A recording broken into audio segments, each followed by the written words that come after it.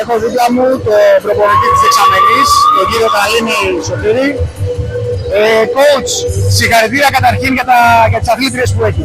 Είναι όλες εξαιρετικές. Όλα παιδιά, όντως. Δώσατε ένα πολύ καλό αγώνα. Μέχρι και το τελευταίο σετ ήταν φοβερό το παιχνίδι. Τι νομίζεις ότι ήταν αυτό που δεν κάνατε, δηλαδή, όχι να πω σωστά, κάτι που παραλείψατε και σας κόστισε τον αγώνα? Για αρχή να δώσουμε πολλά συγχαρητήρια στην ομάδα του Δόφη. Πολύ δυνατή ομάδα, πολύ καλή πρινιωτάκι. Εμείς χάσαμε τη συγκέντρωσή μας από τη στιγμή που πήραμε το σετ. Πιστέψαμε ότι το έχουμε καταφέρει το παιχνίδι και το έχουμε φέρει στα μέτρα μας.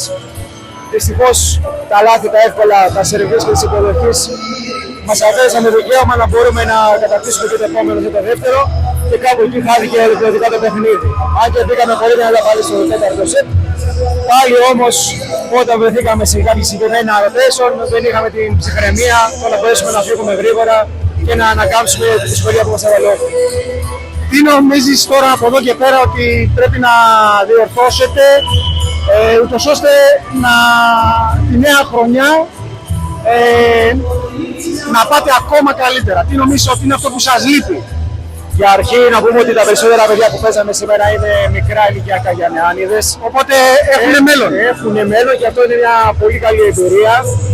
Οπότε πάνω σε αυτό που δουλεύουμε μέχρι σήμερα να μπορέσουμε να το βελτιώσουμε για να γίνει κάτι καλύτερο για το μέλλον και για την ομάδα. Ευχαριστώ πάρα πολύ. Καλή συνέχεια να έχετε. Έχω δίπλα μου τον προπονητή του Όφη, τον κύριο Κρούφα. Καταρχήν, όπως είπα και στον άλλο τον προπονητή, συγχαρητήρια για τα κορίτσια. Εξαιρετικές όλες. Όλες οι αθλητρίες και από τις δύο ομάδες δώσαν το καλύτερο της αυτό. Ήταν κρίμα όποια ομάδα και να αποκλειστεί. Πραγματικά δίνω τα μεγάλα μου συγχαρητήρια και έχουμε πολύ καλές σχέσεις με την ομάδα της Δεξαμενής Μεταμόρφωσης. Μια πάρα πολύ καλή ομάδα, πολύ δουλεμένη και εμείς παραδάξαμε ψυχή. Τα τελευταία χρόνια μου κάνει βήματα μπροστά. Είμαι πάρα πολύ περήφανος για την προσπάθεια των κοριτσιών αυτή που ανταμείβεται. Είναι δεύτερη συνεχόμενη χρονιά που είμαστε στο Final Four και θέλουμε κάθε φορά να πηγαίνουμε ένα βήμα παραπάνω. Θα προσπαθήσουμε στο Final Four να είμαστε πάλι ανταγωνιστικοί. Κάτω το κεφάλι, έχει δρόμο μπροστά μας στη σεζόν. Έχουμε τις γυναίκες, έχουμε το Final Four και ελπίζουμε στο τέλος να πάνε όλα καλά. Μαχητικές πάρα πολύ, όλες τους. Όπως είπες και εσύ, δώσανε ψυχή και σώμα σε όλα τα παιχνίδια. Το μάτς σε κάποια σημεία κρίθηκε στις λεπτομέρειες. Ήταν πολύ αμφίροπο κάποια στιγμή, μπροστά η Δεξαμενή, περάσατε εσείς μετά πάλι μπροστά. Τι νομίζεις ότι ήταν αυτό που σας έδωσε το αβαντάζ και γυρίσατε το παιχνίδι? Ήταν κωμικό το τρίτο σετ που κερδίσαμε. Όποια ομάδα ξέραμε να πάρει το τρίτο σετ είχε μεγάλο προβάδισμα ψυχολογικά. Στο τέταρτο σετ, όταν έφυγε η ομάδα της Δεξαμενής μπροστά στο σκορ, είπα στα κορίτσια απλά να έχετε υπομονή να βρεθούμε κοντά στο σκορ, γιατί μετά η πλάστικα θα γυρίσει υπέρ μας, γιατί το βάρος θα ήταν το ψυχολογικά προς την άλλη μεριά. Όλες οι αθλήτες είναι μικρά παιδιά, κάνουν μέσα στη διάρκεια του παιχνιδιού και καλά momentum και άσχημα τέτοιο.